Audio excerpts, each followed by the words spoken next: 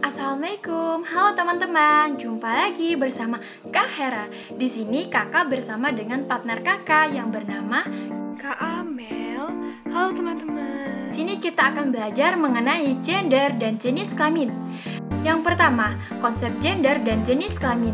Sebelumnya kalian udah pada tahu nggak sih apa itu gender dan apa itu jenis kelamin?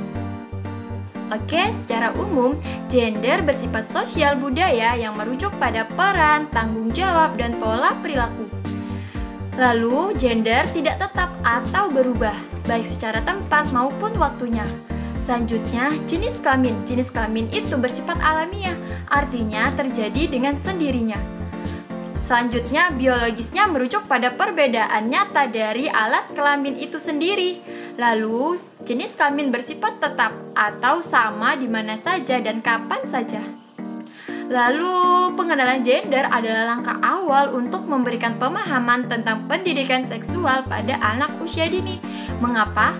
Sebab yang pertama, anak usia dini sedang mengalami golden age atau masa keemasan.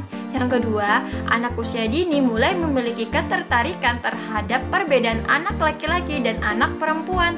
Yang ketiga, pengenalan gender akan tersimpan dalam memori jangka panjang mereka. Lalu yang keempat, berpengaruh pada pembentukan perilaku dan kepribadian ketika anak dewasa nanti. Selanjutnya, cara mengenalkan gender pada anak usia dini yaitu yang pertama, memberikan. Jadi, kita memberikan pemahaman tentang area-area pribadi anak. Yang kedua, kita mengenalkan. Jadi, kita mengenalkan fungsi alat kelamin dan cara merawatnya. Lalu, kita menunjukkan, yaitu kita menunjukkan pada anak apa yang boleh dilihat dan apa yang boleh disentuh oleh orang lain. Lalu kita menanamkan, jadi kita menanamkan keberanian berekspresi pada anak jika ia merasa tidak nyaman atas apa yang ia rasakan. Lalu yang kedua, tahapan pengenalan gender pada anak usia dini. Tahapan perkembangan mengenal gender pada anak sesuai usia. Usia yang pertama yaitu usia 1 sampai 2 tahun. Pada usia ini anak mulai dapat mengenali perbedaan wajah sekitarnya. Contohnya, anak mulai dapat mengenali mana wajah ayahnya dan mana wajah ibunya. Lalu yang kedua, usia 2 sampai 3 tahun. Anak mulai dapat membedakan mainan untuk perempuan dan laki-laki. Contohnya, anak perempuan akan bermain boneka dan anak laki-laki akan bermain robot-robotan. Lalu, usia 3 sampai 4 tahun, anak mulai memiliki rasa penasaran secara fisik. Contohnya, pada usia ini anak akan mulai refleks memegang organ intimnya, baik secara mereka sadar maupun tidak. Lalu, usia 4 sampai 5 tahun, anak mulai mengerti konsep gender secara sederhana. Contohnya, anak-anak itu kan suka bermain rumah-rumahan. Nah, anak perempuan akan sadar dan mengerti bahwa ia akan mengambil peran sebagai ibu, dan anak laki-laki akan mengerti bahwa ia akan berperan sebagai ayah. Selanjutnya, usia 5 sampai 6 tahun, anak akan mulai melibatkan gender dalam menunjukkan berbagai macam emosinya. Contohnya, anak perempuan tidak akan malu jika ia menangis di hadapan teman-temannya, dan anak laki-laki akan berpikir 2 kali sebab ia akan malu jika ia harus menangis di hadapan teman-temannya yang lain. Lalu di usia 6 sampai 7 tahun, anak akan mulai dapat membedakan peran perempuan dan laki-laki secara umum. Contohnya seorang anak laki-laki akan dapat mengetahui bahwa perannya ia membantu ayah untuk mengangkat beban-beban berat, dan anak perempuan akan mengetahui bahwa perannya ia membantu ibu memasak di dapur. Nah, karena tadi kalian sudah belajar dengan Kak Hera, sekarang belajar dengan Kak Amel yuk. Oke teman-teman, jadi kita mau sama-sama tahu nih bagaimana mengenalkan gender pada usia teman-teman, yaitu yang pertama melalui permainan.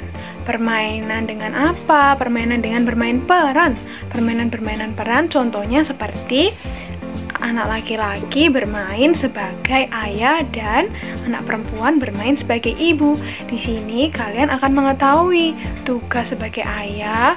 Kira-kira apa saja ya tugas sebagai ayah ini? Yaitu bekerja dan mencari uang untuk menghidupi keluarganya, teman-teman.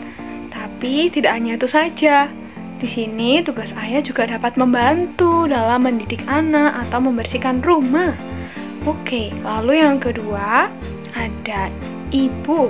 Kira-kira peran ibu sebagai apa ya?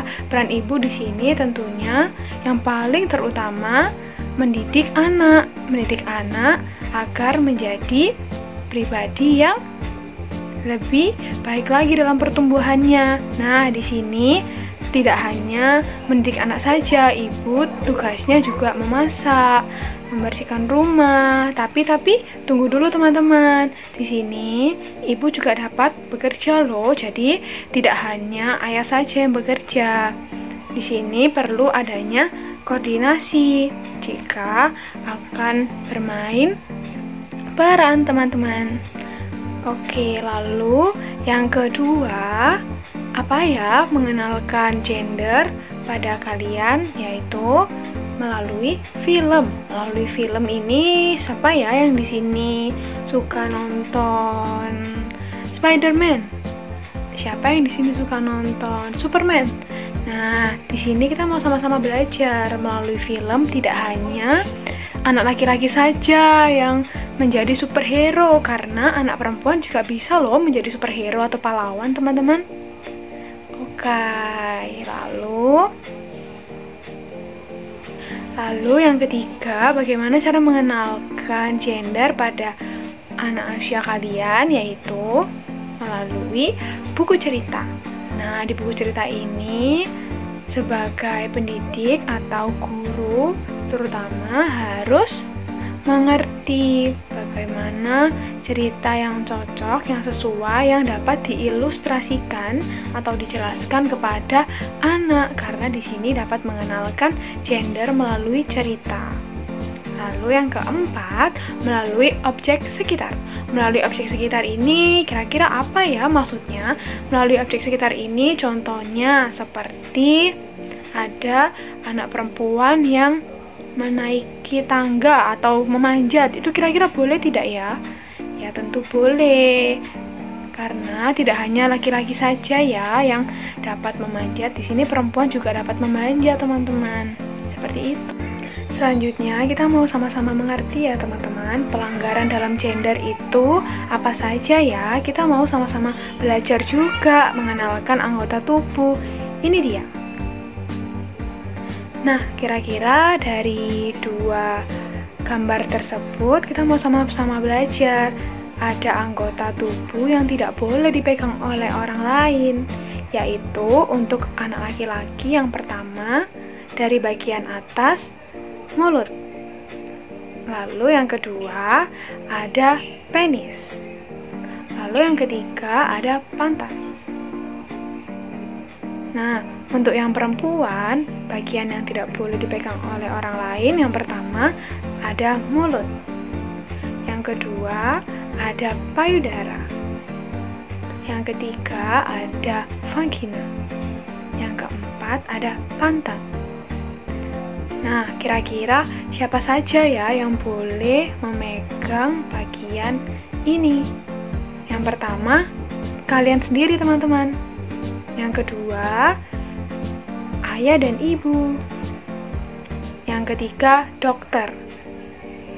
Dokter kenapa? Karena ketika kalian sakit dan kalian ada di rumah sakit, dokter boleh memeriksa bagian tubuh pribadi kita.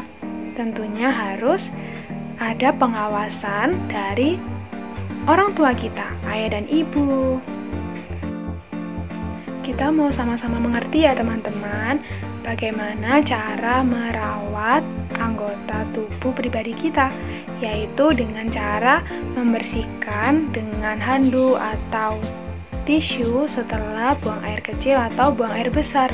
Kenapa? Agar ketika kita menggunakan celana tidak lembab, karena jika lembab akan mendatangkan kuman. Jadi setelah buang air kecil atau buang air besar, usahakan untuk celana kita bersih atau kering. Baiklah, itu yang dapat Kak Hera dan Kak Amel sampaikan. Mohon maaf apabila ada salah kata. Terima kasih semuanya. Wassalamualaikum. Dadah.